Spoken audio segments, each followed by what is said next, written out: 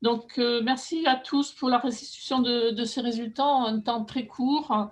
Euh, Ces restitutions sont surtout une invitation à consulter toutes les productions qui sont très nombreuses de chaque projet, en contactant les chercheurs, en regardant le site web et en, en cliquant, enfin, ou en demandant l'accès à certains documents, mais tout normalement est sur le site web. Il sera actualisé au fur et à mesure des productions, surtout dans les mois à venir.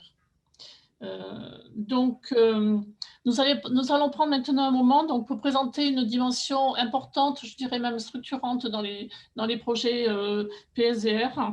Il s'agit de la valorisation opérationnelle des résultats de la recherche, la production d'outils en appui au développement régional et surtout aussi leur diffusion.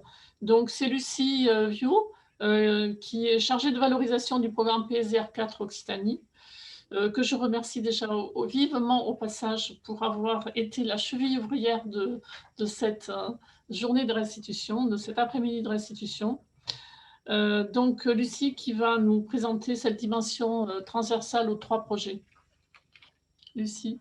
Oui, merci beaucoup. Bonjour à tous. Donc, en effet, je vais partager mon écran. Je n'ai pas beaucoup de diapos, rassurez-vous. Et d'autant plus qu'on est pris un petit peu de retard, donc je vais essayer de faire assez vite.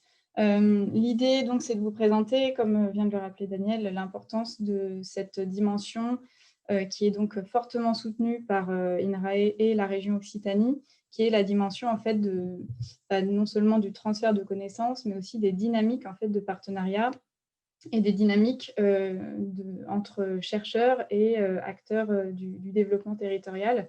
Ça a été abordé dans plusieurs questions lors des présentations qui viennent d'avoir lieu et aussi dans les présentations, finalement pour aider à l'appropriation des résultats, que ce soit par les collectivités ou des acteurs socio-économiques qui puissent s'en emparer. Voilà, donc très brièvement, il y a en fait une diversité de choses qui ont été faites à différents niveaux, à l'échelle des projets et à l'échelle régionale, mais je précise aussi qu'il y a une échelle nationale de PSDR à laquelle chacun des 3 projets a participé. Vous le voyez, c'est précisé dans le livret. Il y a des groupes transversaux nationaux qui ont été faits et ça fait aussi partie des productions en fait, des projets de PSDR 4 Occitanie au travers des groupes transversaux nationaux. Mais je ne vais pas m'attarder là-dessus aujourd'hui. Là, je veux vraiment vous présenter ce qu'on a fait dans la région. Donc, à chaque projet, il y a la dimension de la valorisation scientifique, donc des articles scientifiques, des communications lors de colloques, de séminaires, et puis des thèses dans chacun des 3 projets. Et donc, comme je l'ai dit, une dynamique partenariale, comme en ont témoigné les acteurs qui ont pris la parole aujourd'hui, que ce soit Nadine Moret-Baldit, Alain Laribaud et Barbara Sichos de la Chambre d'agriculture d'Occitanie, qui ont précisé l'émulation qu'a pu apporter la participation à ces projets. Et je tiens vraiment à donner cet éclairage parce que c'est important aussi pour la table ronde qu'on va aborder juste après, de l'intérêt en fait pour un partenaire de faire partie de ce type de projet. C'est aussi dans les rencontres et les échanges.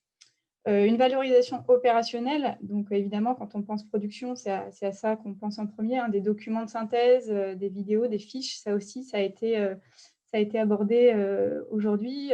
On a vu les fiches du projet Séburef, il y a aussi des fiches du projet Atari, mais il n'y a pas que ça, il y a énormément de production. Dans chacun des cas d'études d'Atari, par exemple, il y a eu des choses qui ont été faites au niveau de chaque terrain d'études et avec les partenaires de terrain. Je vous invite vraiment à aller explorer le site internet. Alors, un site internet, ce n'est pas toujours facile, donc on a essayé de vous le résumer dans le livret. Voilà, le livret, il est vraiment interactif. C'est pour vous donner l'occasion d'aller cliquer sur les petits pictos. Là, je vous les ai remis. Il y a des petits pictos vidéo, des petits pictos documents.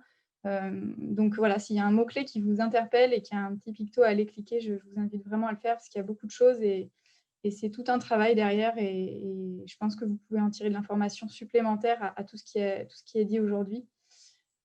Juste, je termine sur la dernière partie, là, sur la partie des restitutions, des ateliers et de la diffusion. Daniel Galliano l'a mentionné.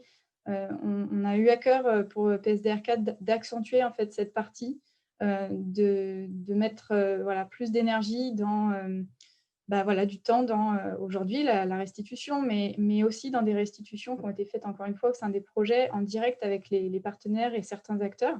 Donc vraiment là, voilà, des thésards, hein, qui sont allés restituer leur projet au fur et à mesure, qui se sont investis et pas que des thésards, aussi les chercheurs.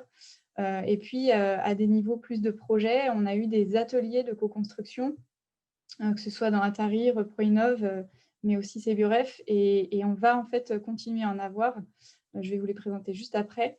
Mais je tiens aussi à remercier vraiment, là aussi le rôle, de ce partenariat dans le relais, des productions, dans la co-construction pardon déjà.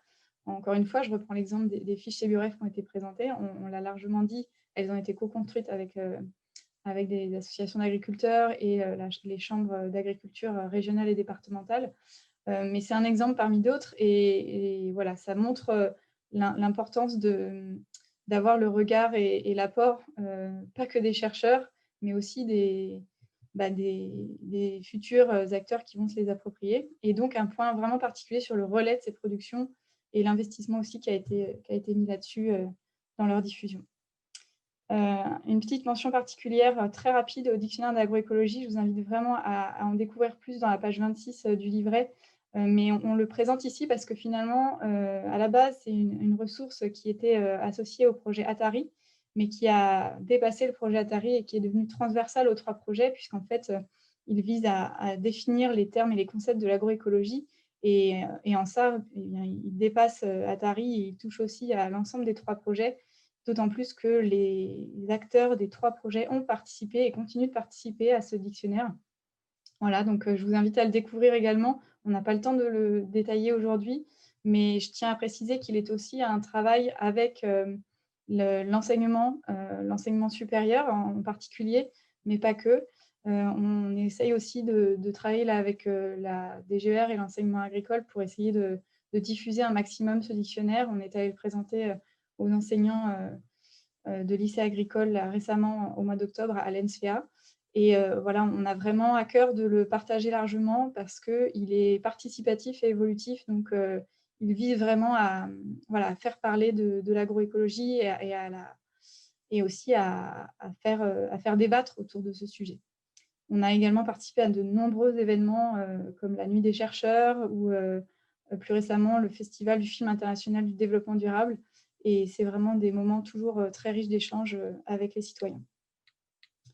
Enfin, je termine sur la présentation. On en a un petit peu parlé dans chacun des 3 projets, mais donc il y a 5 ateliers qui viennent compléter cette demi-journée d'aujourd'hui, qui à la base devait avoir lieu, on devait tout faire hein, en présentiel, mais évidemment on a changé notre fusil d'épaule. Et du coup, on vous propose non plus une journée, mais du coup aujourd'hui plus 5 autres ateliers, ce qui permet finalement pour vous de mieux cibler ce qui vous intéresse. Et les inscriptions ne sont pas encore disponibles. Elles vont l'être sur le site internet dès qu'on aura un peu plus abouti ces ateliers. Ça ne va pas tarder à arriver, en tout cas pour le premier, là, qui arrive le 21 janvier. Je vous invite à vous inscrire aussi à la lettre d'information du programme si vous n'avez pas le temps d'aller régulièrement sur notre site, ce que je peux comprendre. Et oui, voilà, donc il y a une adresse mail à laquelle envoyer votre nom. Je vous inscris à notre lettre d'information et il y aura tous les liens d'inscription au fur et à mesure qu'ils arriveront. Voilà, donc si ça vous intéresse, n'hésitez pas. Et puis je vais m'arrêter là. Je vous remercie de votre attention.